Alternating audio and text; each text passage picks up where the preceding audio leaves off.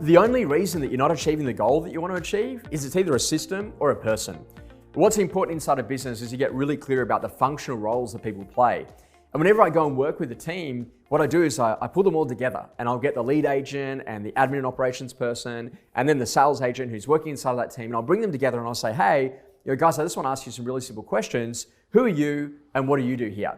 And the admin person says, oh, I'm admin. And the salesperson goes, oh yeah, I do buyer work. And the lead agent turns around and sometimes says, I'm the reason that these two exist. And that's when I know that we've got a significant cultural issue on the inside of that team.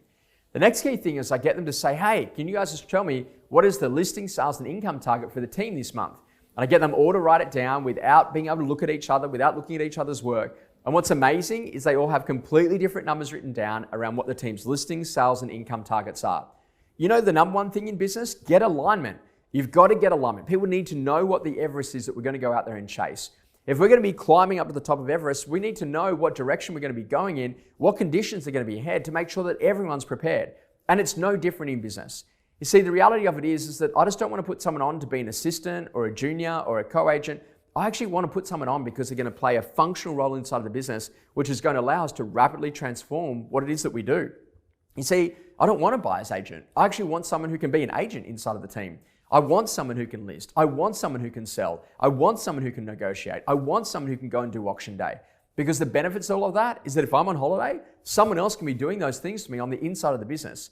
And this is really about making sure that you de-risk the business, that you allow greater opportunities for growth, and more than ever before, you start to employ people that are really capable and have skill sets, and that together you can actually work and have an amazing relationship for a decade rather than just for 2 minutes.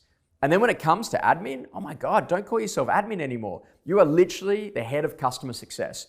You're about making sure that everything happens successfully for both the buyer and the seller and the agent that you get to work with. You play a really pivotal role in helping that business to produce $600,000, $1 million, $2 million, $5 million in fees, whatever it does.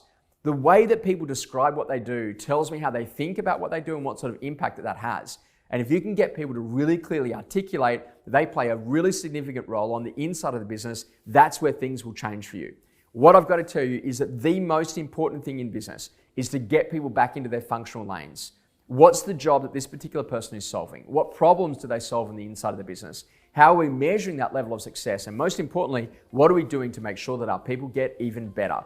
Think about it. The only reason that a goal isn't achieved is because it's either a system or a person. Do you need to rework the systems or do you need to rework the people? Get clear about where you want to go and make success happen. I really hope you've enjoyed our coaching tip, and we look forward to seeing you next time.